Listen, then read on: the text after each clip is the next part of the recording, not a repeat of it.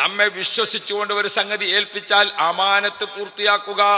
ഇദാ ദുയ്യഅത്തിൽ അമാനത്തു ഫന്തദിരി സഅ. അമാനത്ത് നഷ്ടപ്പെടുക എന്നത് അന്ത്യനാളിന്റെ അടയാളമാണ്. അന്ത്യനാളിന്റെ അടയാളമാണ്. പ്രിയപ്പെട്ട സഹോദരന്മാരെ, നിങ്ങളെല്ലാവരും കൂടിയിട്ട് എന്റെ കയ്യിൽ ഒരു 10,000 രൂപ ഏൽപ്പിച്ചിരിക്കുന്നു. അതെന്തിനാണ്? ഈ സ്ഥാപനത്തിലുള്ള കുട്ടികൾക്ക് അല്ലേ ഭക്ഷണം മറ്റൊക്കെ കൊടുക്കാനാണ്.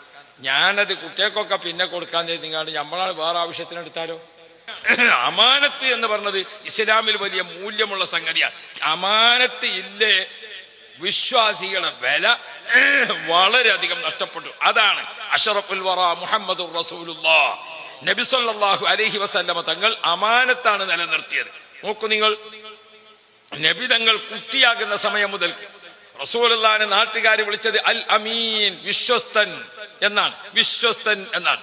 അതാണല്ലോ ഇപ്പൊ ശക്തമായ എതിരാളികൾ ഉള്ള സമയത്തും നബി സല്ലല്ലാഹു അലൈഹി വസല്ലമ തങ്ങളെ അവർക്കൊക്കെ വിശ്വാസമാണ്. വിശ്വാസം കാത്തു സൂക്ഷിക്കണം.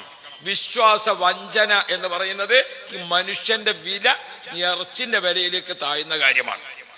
നോക്ക് നിങ്ങൾ, റസൂലുള്ളാഹിക്ക് വഹയി കൊണ്ടുവരുന്ന മലക്കാര അമീനാണ്. നസലൽ അമീനു മലക്ക് ജിബ്രീൽ, വിശ്വസ്തത എന്ന് പറയുന്നത്.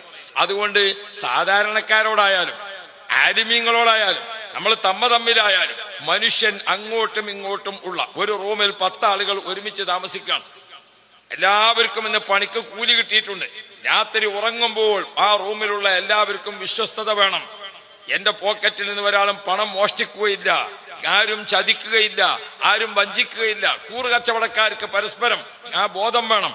ഇതില്ലാതെ നമ്മുടെ ദുയ്യഅത്തിൽ അമാന, വിശ്വസ്തത നഷ്ടപ്പെട്ടാൽ അതേപോലെ തന്നെയാണ് പ്രിയപ്പെട്ടവരെ ഒരു കമ്മിറ്റിയും അതിന്റെ കടലാസുകളും അതിന്റെ രേഖകളും അതിന്റെ പണങ്ങളും അതുമായി ബന്ധപ്പെട്ടിരിക്കുന്ന കാര്യങ്ങളൊക്കെ വിശ്വസിച്ച് ഒരാളെ ഏൽപ്പിക്കുമ്പോൾ അതിൽ ചതി നടത്തുക എന്നത് അത് ഈമാനിന് എതിരാണ്. അത് ഈമാനിനെതിരാണ്. ഒരിക്കലും അങ്ങനെ നമ്മളിൽ നിന്ന് സംഭവിക്കാൻ പാടില്ല.